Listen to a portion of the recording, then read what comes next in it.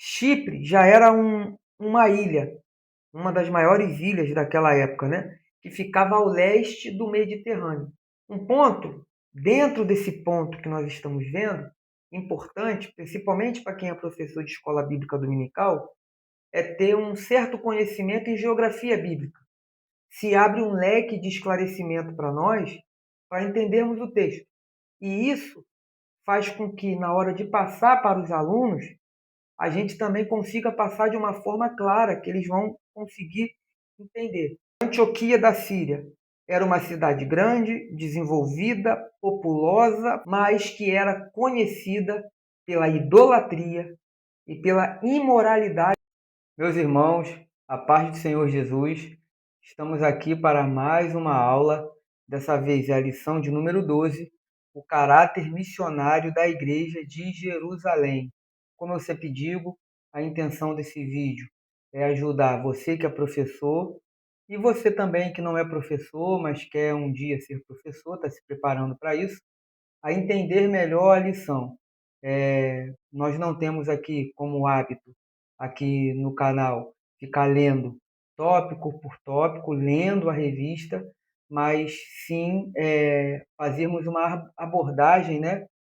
Uma análise do texto que dá base para a lição. Porque eu creio que entendendo bem o texto que dá base para a lição, fica mais fácil, é melhor para podermos preparar as lições, né? Então, que Deus te abençoe mais uma vez nessa aula. Te peço que venha, por gentileza, se inscrever, né, no nosso canal, curtir também, porque isso é muito importante para o crescimento do nosso canal. Então, vamos para mais uma aula. Nosso texto áureo. E havia entre eles alguns varões de Chipre e de Cirene, os quais, entrando em Antioquia, falaram aos gregos, anunciando o Senhor Jesus. Atos, capítulo 11, versículo 20. Nossa verdade prática diz: faz parte da missão da igreja a evangelização de povos não alcançados. A nossa leitura bíblica em classe se encontra em Atos 11, do versículo 19 ao 30, que diz assim: E os que foram dispersos pela perseguição que sucedeu por causa de Estevão caminharam até a Fenícia, Chipre e Antioquia, não anunciando a ninguém a palavra, senão somente aos judeus. E havia entre eles alguns varões de Chipre e de Cirene, os quais, entrando em Antioquia, falaram aos gregos, anunciando o Senhor Jesus. E a mão do Senhor era com eles, e grande número creu e se converteu ao Senhor. E chegou a fama dessas coisas aos ouvidos da igreja que estava em Jerusalém, e enviaram Barnabé até Antioquia, o qual, quando chegou e viu a graça de Deus, se alegrou e exortou a todos a que, com firmeza de coração, permanecessem no Senhor, porque era homem de bem e cheio do Espírito Santo e de fé. E muita gente se uniu ao Senhor. E partiu Barnabé para Tarso a buscar Saulo, e achando-o, conduziu para Antioquia. E sucedeu que todo um ano se reuniram naquela igreja e ensinaram muita gente.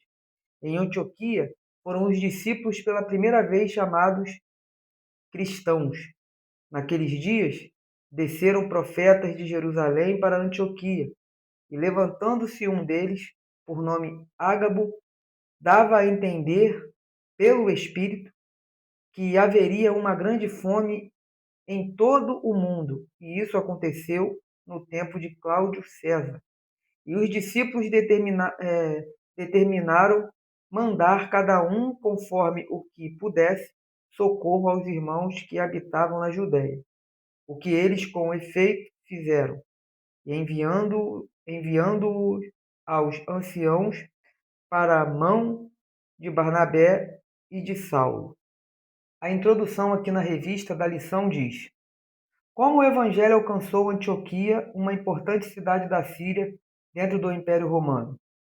Conhecer esse fato é relevante porque, pela primeira vez, cristãos de Jerusalém levam a mensagem da cruz aos gentios fora das fronteiras de Israel. Com o ingresso do Evangelho na cidade de Antioquia, a igreja dava seu primeiro salto na missão transcultural. Nesta lição, estudaremos sobre como o ID de Jesus é levado a sério por um grupo de cristãos refugiados, vítimas da perseguição que sobreviera a Estevão em Jerusalém. Esses crentes, mesmo sendo leigos, possuíam uma forte consciência missionária e, quando perseguidos, não escondiam sua fé, mas a compartilhavam, apontando sempre para a cruz de Cristo. Esse é um belo exemplo de fé cristã, que deve não somente nos inspirar, mas, sobretudo, nos levar a agir como eles. O interessante aqui nessa introdução, fazendo um comentário sobre ela, é que a igreja em Jerusalém, os crentes ali que foram dispersos, apesar da perseguição, eles foram espalhados, né? Mas não ficaram acovardados. Eles não fugiram acovardados. E isso é um aspecto muito importante na igreja no seu início em Jerusalém. Os crentes eram corajosos, eles eram cheios do Espírito Santo. Como sempre fazemos, vamos analisar o contexto que esse texto que acabamos de ler, de Atos, está inserido. Vamos lembrar da lição passada, quando a gente viu ali o mover de Deus na casa de um gentio, o centurião chamado Cornélio. Depois daquele evento que aconteceu ali, aonde o Espírito Santo foi derramado ali sobre os gentios, a gente entra no capítulo 11 de Atos e Pedro vai dar explicações aos crentes de Jerusalém que vão indagar ele do porquê disso. E eles mostram um incômodo muito grande pelo fato de Pedro ter sentado à mesa para comer com os gentios. É importante lembrar que gentios são todos aqueles que não são judeus.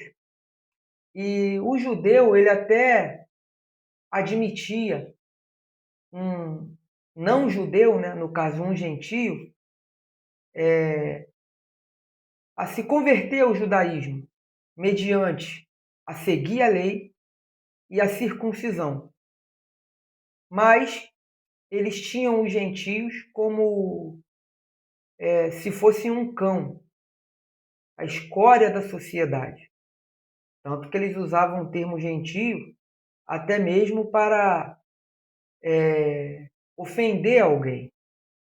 Os judeus sempre se sentiram superiores pelo fato de que Deus deu a lei para eles através de Moisés, por serem descendentes de Abraão. Então, os judeus se prevaleciam por esse motivo e eles não admitiam estar no mesmo ambiente que um gentio, nem tampouco se assentar à mesa, que sempre foi algo muito sério para os judeus. Se assentar mostra comunhão, né? Para se alimentar. Eles não admitiam fazer isso com os gentios. E chega a notícia que Pedro faz isso. Só que ao ser indagado por essas coisas, Pedro vai explicar a visão que ele teve. E se você não viu, eu falei sobre isso na aula anterior, a lição de número 11. E quando Pedro explica o que aconteceu, eles entendem e eles aceitam aquilo. Porque agora, meus irmãos, não tem mais judeu e não tem mais gentio. Todos foram alcançados pela graça de Deus. E eles entenderam isso.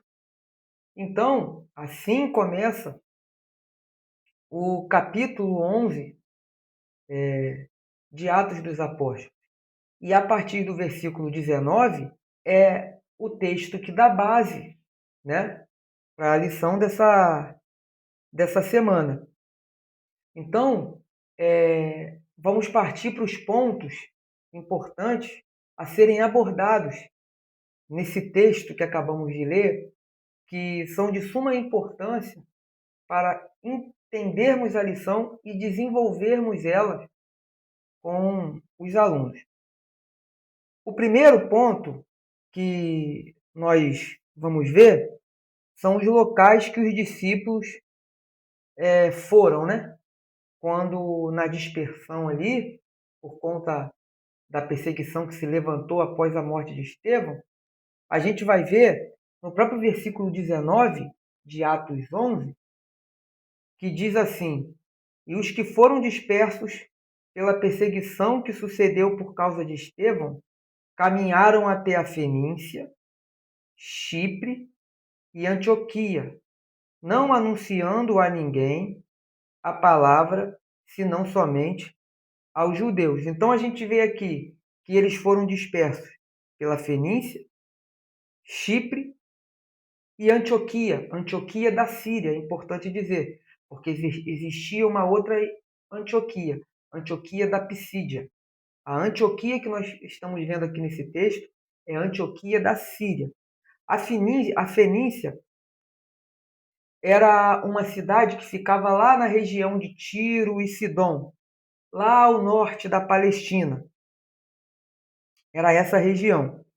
Chipre já era uma ilha, uma das maiores ilhas daquela época, né? Que ficava ao leste do Mediterrâneo, do mar Mediterrâneo. E Antioquia, da Síria, era uma das cidades mais importantes e maiores, né, do Império Romano. Só ficava atrás de Roma mesmo e de Alexandria. Era uma cidade fortificada, né, e muito importante daquela época. Um ponto, dentro desse ponto que nós estamos vendo, importante, principalmente para quem é professor de escola bíblica dominical, é ter um certo conhecimento em geografia bíblica. Porque quando a gente tem um conhecimento em geografia bíblica e consegue identificar no mapa as regiões de cada cidade mencionada na Bíblia, se abre um leque de esclarecimento para nós, para entendermos o texto. E isso faz com que, na hora de passar para os alunos, a gente também consiga passar de uma forma clara, que eles vão conseguir entender. Então, aqui se fala no versículo 19 de 3 regiões aonde os discípulos foram dispersos. E é importante a gente conhecer essas cidades, como elas eram. Um outro ponto importante é que a gente vai focar aqui um pouquinho na cidade de Antioquia, né? A Antioquia, ela foi fundada há mais ou menos 300 anos antes de Cristo. Então já era uma cidade antiga, né? Ela era cercada por muros. Ela era uma cidade fortificada, né? Existia ali um centro de adoração a Apolo e Ártemis. Eram divindades adoradas, né? Pelos gregos, pelos romanos também. Essa Ártemis, ela era chamada pelos efésios, lá em Éfeso, de Diana, Diana dos Efésios, né? E Apolo era um pseudo-deus, né? Que ele era associado ao Sol e ele era considerado o símbolo da beleza humana. Já Ártemis, ela já era associada à Lua e era considerada a irmã gêmea de Apolo e ambos eram filhos de Zeus. Então, como resultado disso, Antioquia da Síria era uma cidade grande, desenvolvida, populosa, fortificada, mas que era conhecida, era famosa pela idolatria, e pela imoralidade sexual. Então, reparem os irmãos numa coisa. Neste lugar, o evangelho cresceu, germinou, os cristãos foram chamados de cristãos pela primeira vez. Então, aonde o evangelho chega, aonde a mensagem do evangelho chega, o império das trevas, ele tem que recuar. Mas o evangelho precisa chegar. E de que forma que o evangelho vai chegar? Através de nós. E tudo isso aqui que a gente está vendo já demonstra algo para nós. O quê? Que a igreja também deve fazer missões transculturais. É lógico, sem negligenciar missões urbanas. Que não adianta evangelizarmos países longe do nosso, mas não evangelizarmos o entorno da nossa casa, a nossa rua, a nossa vizinhança, quem está mais perto, né? Então, missões está no coração de Deus. Missões faz parte do trabalho da igreja, seja missões urbanas, seja transculturais. O evangelho precisa ser pregado e somos nós que devemos ir para pregar. Então, alguns pontos importantes para nós entendermos aqui do que era Antioquia, qual era essa cidade. Obviamente, longe de mim, quem sou eu na minha limitação para querer esgotar qualquer assunto. Aqui é apenas alguns poucos subsídios para auxiliar cada professor no seu preparo, né, das suas aulas. Então, dando continuidade aqui, apesar de Antioquia ser conhecida pela imoralidade, pela idolatria, muitos judeus moravam lá, tanto judeus, tanto prosélitos. Eles viviam e eles foram os primeiros a serem evangelizados. Vamos lá, judeus e judeus prosélitos. Vamos entender? O que é o prosélito? Prosélito é todo não judeu, ou seja, algum gentio, que se converteu ao judaísmo. Segue a lei, os cerimoniais, tudo certinho e é circuncidado. Então, todo estrangeiro, todo alguém que não era judeu, que era um gentio, mas que era convertido ao judaísmo, ou seja, era judeu por religião, era conhecido como judeu prosélito. Então, ali em Antioquia tinha muitos judeus e tinha muito prosélito. Viviam ali muitos deles. E eles foram os primeiros, né, a serem evangelizados. A gente consegue ver isso? Olha o versículo 19. E os que foram dispersos pela perseguição que sucedeu por causa de Estevão, caminharam até a Fenícia, Chipre e Antioquia, não anunciando a ninguém a palavra, senão somente aos judeus. Então, eles foram os primeiros a serem evangelizados. Aí o versículo 20. E havia entre eles alguns varões de Chipre, de Cirene, os quais, entrando em Antioquia, falaram aos gregos, anunciando o Senhor Jesus. Ou seja, os primeiros a receber a palavra foram os próprios judeus, os prosélitos, e depois os gregos. Quando eles entram em Antioquia, eles pregaram, os discípulos pregaram para os gregos. Então, isso aqui também são pontos importantes a entendermos da lição para desenvolvermos a nossa aula da melhor forma possível. Um outro ponto importante é Barnabé vai buscar Saulo em Tarso. Barnabé, ele era um homem de bem, cheio do Espírito Santo e de fé. Olha as características de Barnabé. A gente vê isso no versículo 24 de Atos 11. Porque era homem de bem, cheio do Espírito Santo e de fé. E muita gente se uniu ao Senhor. Então, o próprio texto sagrado está dando as características de Barnabé. Então, ele era alguém preparado para trabalhar para o Senhor. Era alguém, um verdadeiro discípulo. Ele era um homem de grande conduta. Olha o versículo 23, o qual, eu li o versículo 24, mas olha o versículo 23. O qual, quando chegou e viu a graça de Deus, se alegrou e exortou a todos que com firmeza de coração permanecessem no Senhor. Ou seja, Barnabé chegou lá com essas características. Então, a primeira pregação de Barnabé, o primeiro ensinamento de Barnabé foi a sua própria conduta. Ele era homem de bem, cheio do Espírito Santo e de fé. Um homem e uma mulher de Deus, a sua primeira pregação tem que ser a sua conduta, o seu testemunho. E o texto no versículo 23, essa tradução aqui diz que se alegrou e exortou a todos. Esse exortar aqui é ensinar, encorajar. Isso aqui tem a ver com ensino. Isso aqui tem a ver com discipulado. Então, reparem os irmãos que quando ele chega e vê aqueles irmãos ali recebendo a palavra, novos convertidos surgindo, ele já entra com o ensino. Então, irmãos, vejamos que o ensino faz parte da igreja. Uma igreja jamais pode negligenciar no ensino, no discipulado. É assim que uma igreja cresce. A gente evangeliza, ganha para Jesus e ensina. E Barnabé, o primeiro ensinamento que Barnabé deu foi com a sua própria conduta, como a gente viu aqui, porque era homem de bem e cheio do Espírito Santo e de fé. Ou seja, a sua conduta te dá credibilidade para falar. A sua conduta faz com que as pessoas te deem atenção quando você fala.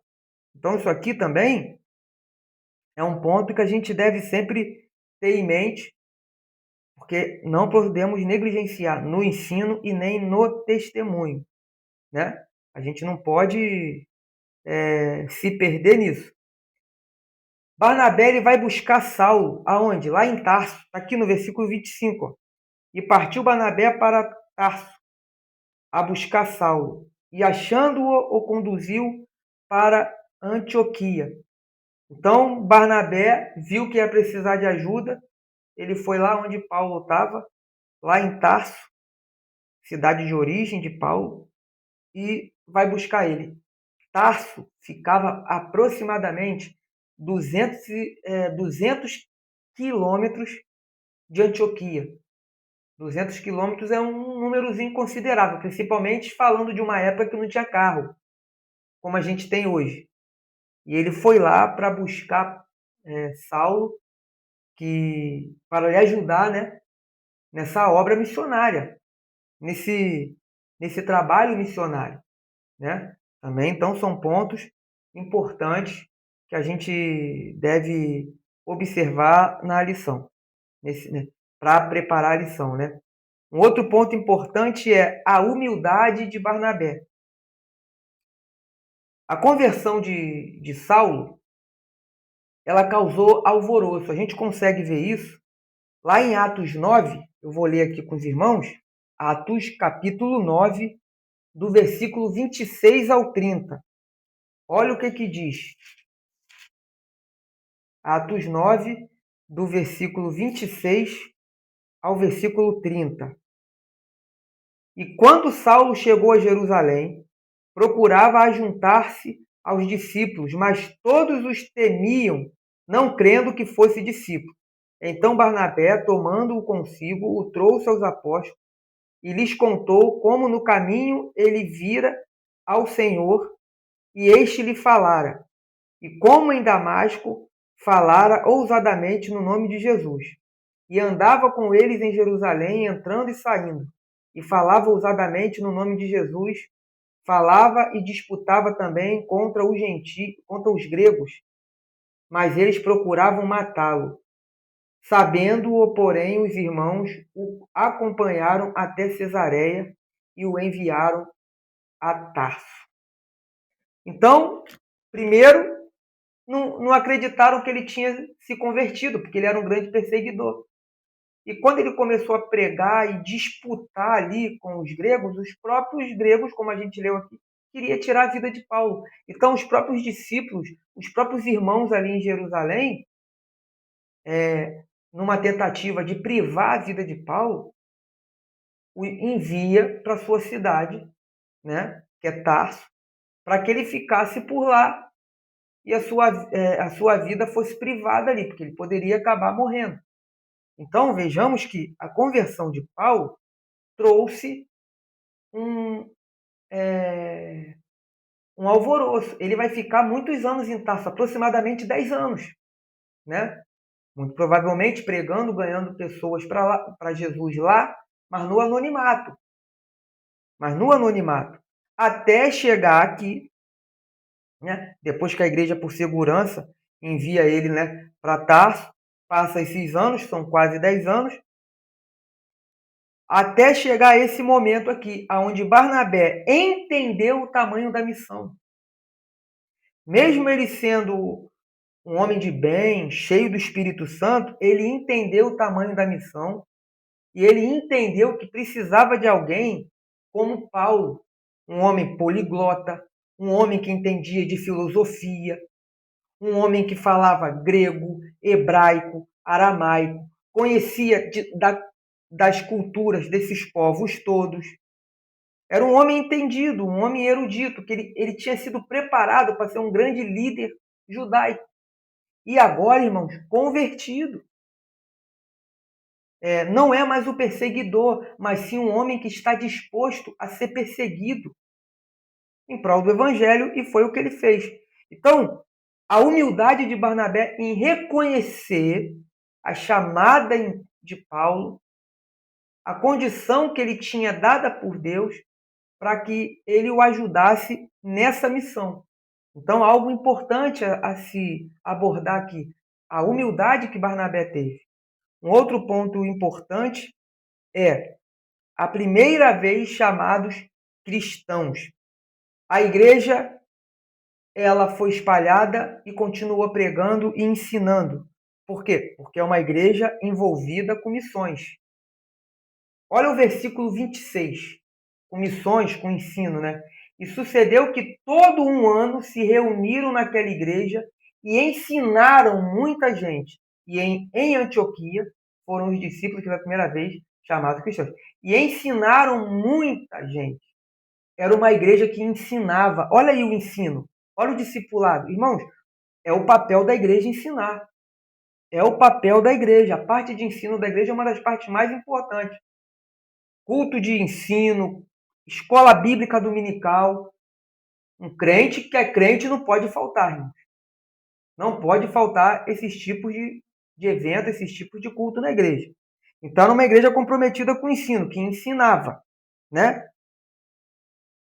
Como os cristãos, naquela época, eles eram chamados? Geralmente, eles eram chamados de fiéis, ou irmãos, eram chamados de santos, eram chamados do caminho, eram chamados de discípulos, eram os nomes que os cristãos eram chamados até então. Não tinha esse nome de cristão, né? E esse título de cristão também não foi um título próprio que os cristãos deram a si mesmos, não. Muito provavelmente foram os que eram de fora da igreja que começaram a chamar os cristãos de cristãos, né? De forma pejorativa, né?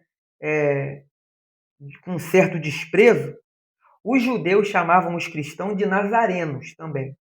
Mas eram os judeus que chamavam, mas de uma forma para desprezar, né? Como se fosse para rebaixar mesmo os cristãos. Alguns estudiosos dizem que é possível que o nome cristão tenha sido dado aos cristãos, né, de uma forma também pejorativa ou até mesmo de zombaria. Eram chamados de cristãos por isso. Entretanto, é importante lembrar o seguinte, que entre os gregos e entre os romanos era muito comum se chamar partidos políticos pelo nome de quem os fundou. Então, muito provavelmente, usando desse mesmo hábito, eles começaram a chamar os cristãos por isso, porque eram seguidores de Cristo. A grande verdade é que foi pela primeira vez que os cristãos foram chamados de cristãos e somos chamados de cristãos até hoje. E independente se era ou não de forma pejorativa, uma coisa é certa, a gente se orgulha disso, de sermos cristãos, de sermos seguidores de Cristo. É algo que que nos orgulha, independente se vai ter perseguição, zombaria ou não. O nosso papel é sempre espalhar o nome do nosso Senhor Jesus. E para finalizar, eu quero ler a conclusão aqui da própria revista, que diz assim: aprendemos como a providência de Deus faz com que o Evangelho chegue por meio da Igreja a povos ainda não alcançados. O que se destaca não é uma metodologia sofisticada de evangelismo, mas a graça de Deus que capacita pessoas simples e anônimas a realizarem a sua obra. Quem deseja fazer, Deus capacita. Ninguém jamais terá tudo de que precisa para cumprir a obra de Deus. No entanto, se Deus tiver tudo de nós, Ele nos habilitará a realizá-la. Então, o que nós precisamos é nos colocarmos na dependência do Senhor, à disposição dele, para que, através de nós, o seu nome venha a ser espalhado por toda parte e que o seu nome, através de nós, também venha a ser glorificado. Então, que essa lição venha nos trazer à memória, fortalecer mais ainda esse caráter missionário, essa pegada missionária que a igreja não pode deixar de ter. Espero ter conseguido ajudar. Por motivos técnicos, como disse na última aula, nossos vídeos estão ficando um pouco menor, mas creio que vai ajudar você para preparar a sua aula, para entender a aula melhor. Mais uma vez, lhe peço que se inscreva no nosso canal, curta também, compartilhe e que Deus abençoe a sua vida. Em nome de Jesus.